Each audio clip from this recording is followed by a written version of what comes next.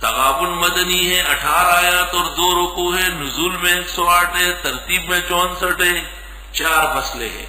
اللہ کی تسبیح و تقدیس، دنیا کی بے ثباتی اور اعمال صالحہ کی ترغیب، اور اخیر میں تقوی و توکل۔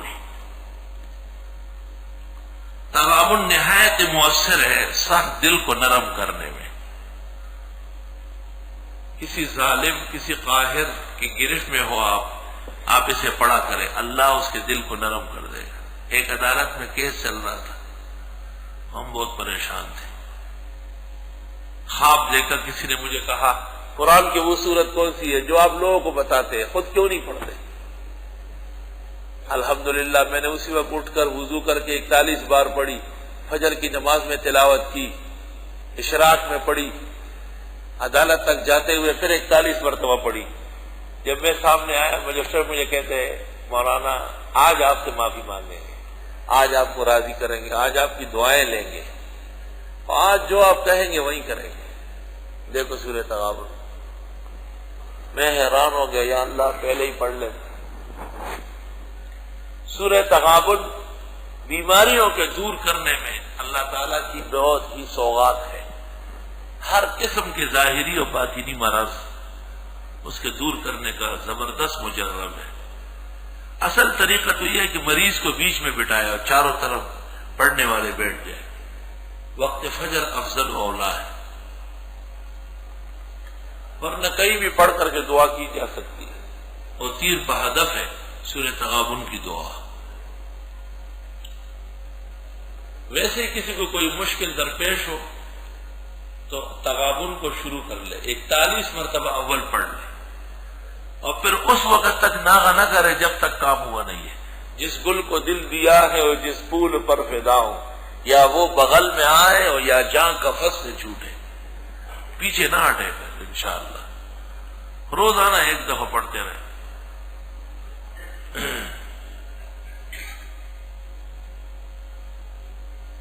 میں حیران ہوتا تھا کہ میں جب بھی سورہ تغابن پڑھوں تو طبیعت خراب ہو جائے۔ یا رب، عقیدہ ہمارا یہ ہے کہ ہر صورت میں کمال ہے اور شفا ہے، اور نحوست اور تکلیف کسی صورت میں نہیں ہے۔ جیسے بعض عوام میں مشہور ہے فلاں صورت گرم ہے، فلاں جلالی ہے، یہ سب بکواس بے کمالی ہے۔ ہر صورت میں کمال و شفا ہے، ایک دوسرے سے بڑھ کر ہے، کم کوئی نہیں۔ تفسیر مسلمہ ہے، تنقیص نہیں ہے اہل سنت کیا۔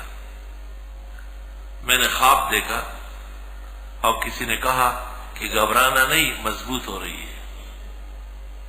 گھبرانا نہیں، مضبوط۔ معلوم یہ ہوا کہ بعض وظیفوں کے پختہ کرنے میں بھی انسان کو کچھ دینا پڑتا ہے، اس لیے لوگ روزے رکھتے ہیں، تلاوت کرتے ہیں، خیرات کرتے ہیں، باقاعدہ پیسے بانٹتے ہیں تاکہ مصیبتیں حل ہو جائے۔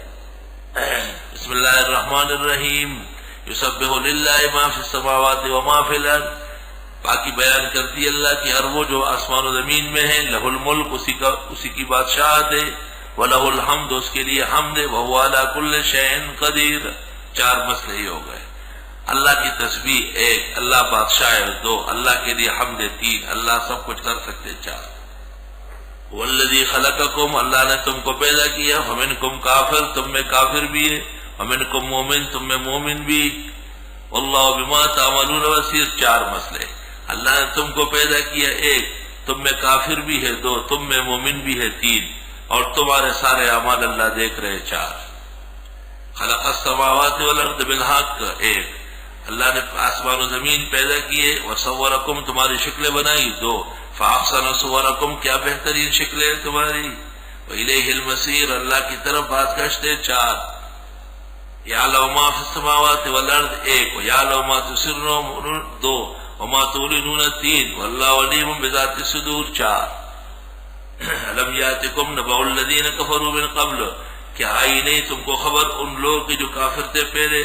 1، فذاقوا وبال امرہم، انہوں نے چکھ لیے سزا اپنے کیے کی 2، ولہم عذاب علیم، اور ان کے لیے عذاب ہوگا دردناک۔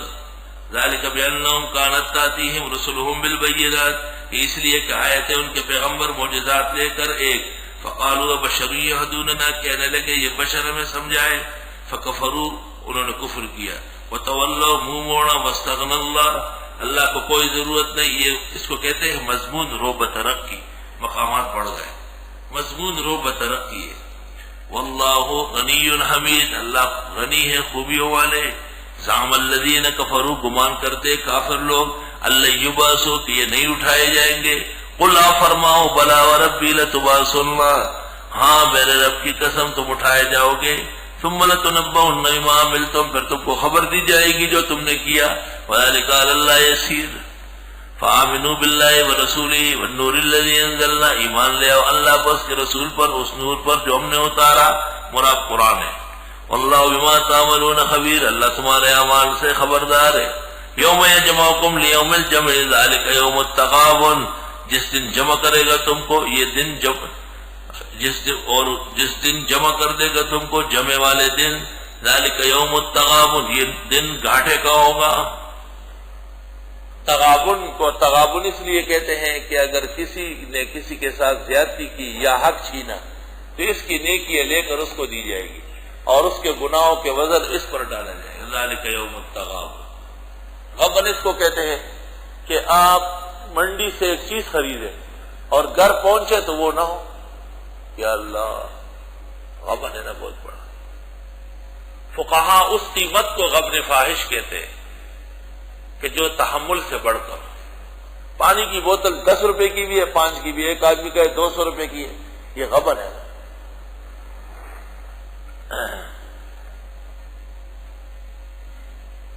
ایک آدمی میرے ساتھ گیا، ایک جگہ ہم گئے، اچانک 2-4 آدمی آئے، اس کو کہا ذرا آپ سے بات کرنی ہے. وہ اس کے ساتھ چلا گیا، غائب ہو گیا. یہ آدمی کہاں چلا گیا؟ جب میں گاؤں پہنچا پتہ چل گیا کہ وہ بہت پہلے آ گیا ہے اور اس کو بہت زبردست سونا ملا ہے. ان لوگوں نے ان کو کہا کہ یہ ہماری گھر والی کے سونا ہے اور بہت بےزتی کا وقت آیا ہے اور یہ ہے لاکھوں کا، لیکن آپ بس 20,000 روپے جلدی دے دیں کیونکہ آپ دینا چاہتا ہوں. اس نے جلدی لے لیے. زرگر کو دکھایا، زرگر نے کہا یہ تو پل جو ہے 4-5 روپے کا ہے، یہ سونا ہے. تو وہ ذالک یوم التغابن. مبتدئین قیامت کے دن پیش ہوں گے. جی ہم نے بڑے عرس کیے تھے، ہم نے بڑی 11ویاں کی تھی، اور ہم نے بہت زیادہ سلام شریف پڑھا تھا، اور ہم نے بہت مسلم شریف میں دیکھا تھا. اللہ تعالیٰ کہے گا سنت دکھاؤ، میرے نبی کا اتباع کی مہر دکھاؤ، وہ ہے ہی نہیں. ذالک یوم التغابن. پٹ جائے گی. شان ورشان ہے. شرح بخاری میں لکھا ہے کہ ہر بدعتی کا بوقت زنکدن جب روح نکلتی ہے ایمان سلب ہو جاتا ہے، کیونکہ اس نے جو بدعت کی تھی وہ نظر نہیں آ رہی، اندھیرا ہے. تو فیظن ان الاسلام کلہ ہکذا، وہ سمجھتے کہ سارا اسلام جھوٹا ہے، معاذ اللہ. اور جس دن جمع کر دے گا تم کو، جمع والے دن، یہ دن لوٹ مار کا ہوگا، لوٹ کا سود کا. ومن یؤمن باللہ ویعمل صالحا، جو کوئی مان لائے اللہ پر اور عمل کرے نیک، یکفر عنہ سیئاتی، دور کر دے گا اس سے اس کے گناہ، ویدخلہ جنات، داخل کر دے گا اس کو جنتوں میں، تجری من تحت الانہار، کی چلے گی اس کے نیچے نہریں، خالدین فیہا ابدا، ہمیشہ رہیں گے اس میں. ذالک الفوز العظیم، یہ کامیابی بڑی ہے. والذین کفروا وکذبوا بآیاتنا، وہ لوگ جنہوں نے کفر کیا، تکذیب کیا ہماری آیتوں کی. اولئک اصحاب النار، یہ لوگ دوزخی ہے، خالدین فیہا، ہمیشہ اس میں. وبئس المصیر، ناکارہ بازگشت ہے. ما اصاب من مصیبت الا باذن اللہ، نہیں پہنچتی ہے کوئی مصیبت مگر اللہ کے حکم سے. حضرت حسین رضی اللہ عنہ کو اپنے لوگوں نے کہا کہ ہمارے ساتھ کیا ہو رہا ہے. سب کوفے والے پیچھے ہٹ گئے اور ہم اکیلے رہ گئے. حضرت حسین نے کہا ما اصاب من مصیبت الا باذن اللہ، تنہاست تو حسین ابن علی در صف عدد، تنہاست حسین ابن علی در صف آزاد، اکبر تو کجا رفتی و عباس تو کجائی۔ نہیں پہنچتی ہے کوئی مصیبت مگر اللہ کے اذن سے۔ ومن یؤمن باللہ، جو ایمان رکھے اللہ پر، یہد قلبہ، وہ ہدایت دے گا اس کے دل کو، یعنی مضبوط کر دے گا، ڈرے گا نہیں۔ واللہ بکل شیء علیم، اور اللہ ہر چیز کے جاننے والے ہیں۔ اللہ واطیعوا اللہ واطیعوا الرسول، اور تم اطاعت کرو اللہ کی اور اطاعت کرو رسول اللہ کی۔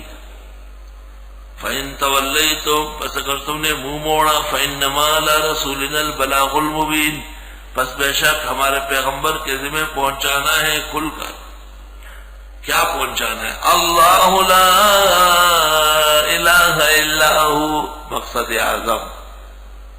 اللہ ہی حاجت روا مشکل کشائے، لا الہ الا ہو، وعلی اللہ فلیتوکل المؤمنون، اور اللہ پر بھروسہ کرنا چاہیے ایمان والوں کو۔ یا ایھا الذین آمنوا، اے ایمان والو، ان من ازواجکم و اولادکم، بے شک تمہاری بعض بیویاں، بعض اولاد، بعض سب نہیں، عدو لکم، دشمن ہے تمہارے، فاحذروہم، پس ان سے بچو۔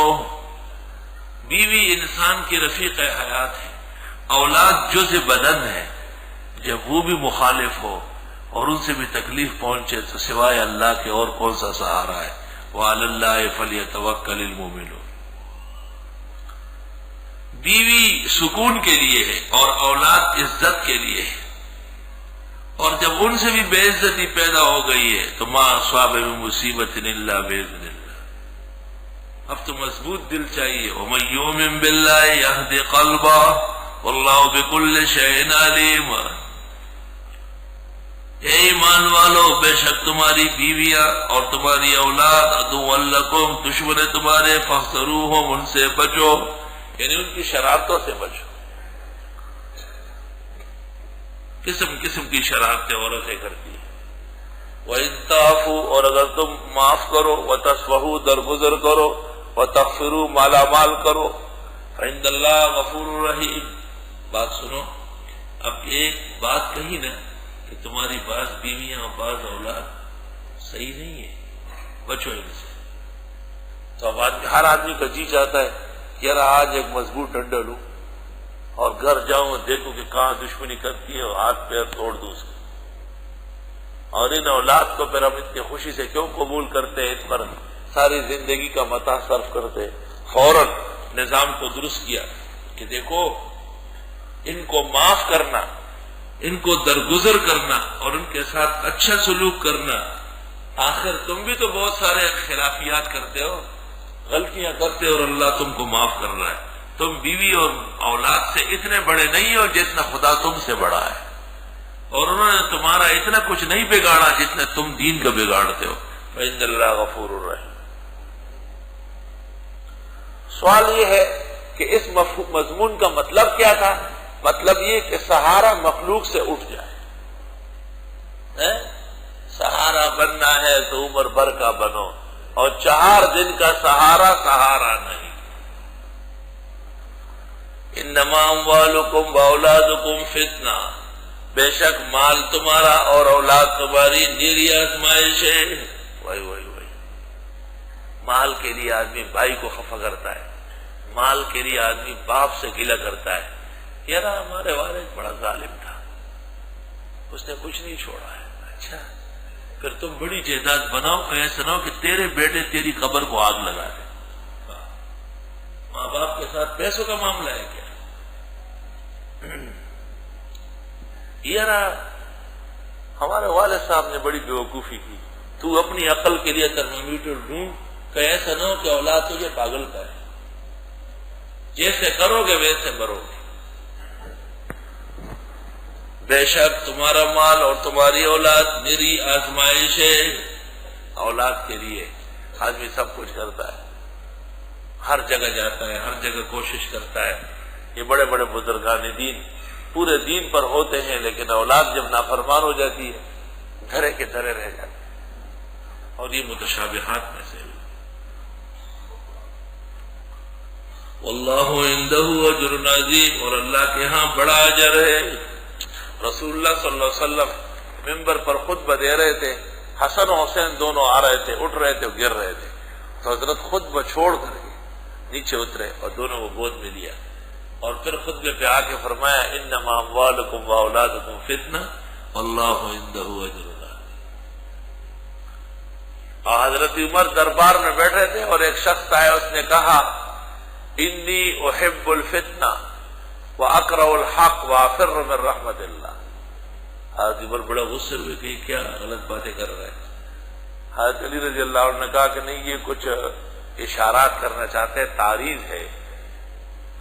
یہ جو کہتے ہیں میں فتنے کو چاہتا ہوں، اولاد و مال ہے، اور یہ جو حق کو ناپسند کرتا ہے وجاءت سکرۃ الموت بالحق، موت کو کون پسند کرتا ہے. اور یہ جو بھاگ رہا ہے رحمتوں سے مراد بارش ہے، وہاں سے تو بچنا پڑتا ہے. فاتقوا اللہ، بس اللہ سے ڈرو، مستطاعتم، جتنا تم سے ہو سکے، واسمعوا، سنو، واطیعوا، اور اطاعت کرو، وانفقوا، خرچ کرو، خیراً مال، لانفسکم، اپنے لیے، ومن یوق شح نفسہ، جو بچا نفس کے بخل سے، فاولئک هم المفلحون، یہ لوگ کامیاب ہوں گے.